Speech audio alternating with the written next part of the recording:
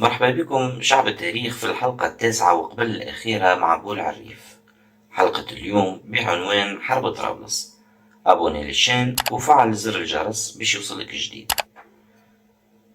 وقت تولى حمودة باشا الحكم في تونس كان الوضع في طرابلس خايب برشا بسبب الحروب اللي صايرة من جرة الفتنة على الحكم بين عائلة قرملي. وقتها نصح الوزير مصطفى خوجة حمودة باشا باش يتدخل ويحط حد للفتنة قبل ما توصل تونس، أما حمودة باشا ما عملش بالنصيحة. حتى جاء نهار 27 جويلية 1793 وين رص في ميناء طرابلس أسطول صغير مسلح تابع للدولة العثمانية، أخرج منه قابوجي باشي ومعه 400 راجل مسلح، وتلا فرمان سلطاني أعلن فيه خلع علي قراملي وتوليد علي برغل أفندي، وهدد اللي أسطول الجيش العثماني حاضر باش يجي لو كان ما يمتثلش للأوامر. اضطر علي قراملي وأنصاره باش يهربوا لتونس، وين قبلهم حمودة باشا وسكنهم في واحد من قصوراته وعمل لهم شهرية ملكية. وقتها حمودة باشا حس بالتهديد اللي صاير لتونس، خاصة كيف نعرفوا اللي علي برغل هذا هو في الأصل جندي انكشاري وزيد خدم كقرصان عند داي الجزائر العدو اللدود ليه، ووصل حتى المنصب رئيس البحرية. والسيد هذا كان حاقد على تونس وخاصة على الباي، لأن تونس وقتها ماهيش تحت حكم مباشر من الباب العالي ولها باي مستقل خلافا للجزائر. رغم اللي حمودة باشا كان رافض من الأول التدخل في طرابلس، أما ما اعترفش بالولاية جديدة وحتى رفض باش يستقبل المبعوثين الطرابلسية، خاصة أنه علي برغل كان عنده ولاء كان تركيا وعلى علاقة كبيرة وطيدة مع داي الجزائر، حتى أنه أول ما تنصب نحى العلم القديم على القلعة في طرابلس وحط علم الدولة العثمانية، ومن أولها بدأ في المشاكل مع تونس.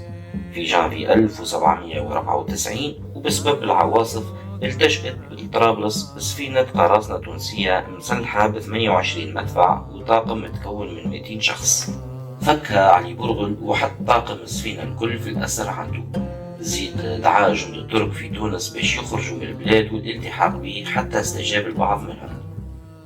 وكيف أي طاغية وفاسد لازم يعمل غلطة، وبدأ في تنفيذ خطته التوسعية على حساب تونس واحتل جزيرة جربة في 24 سبتمبر 1794 تحت قيادة قرى محمد وبمساعدة بعض المرتزقة وبعض رجال القبائل البدوية. وقتها حمودة باشا حرك الجيش التونسي، وفي 2 نوفمبر 1794 أخرج الأسطول البحري التونسي ومن البر اتحرك 20,000 جندي.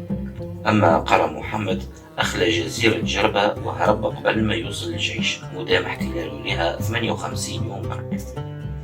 اخترقت القوات التونسية الحدود وعسكرت على طول طريق رؤساء القبائل الموالية لعيلة القراملي، حتى وصل الجيش ل30,000 جندي احتل بهم المناطق المداخلة للعاصمة في 16 جانفي 1795.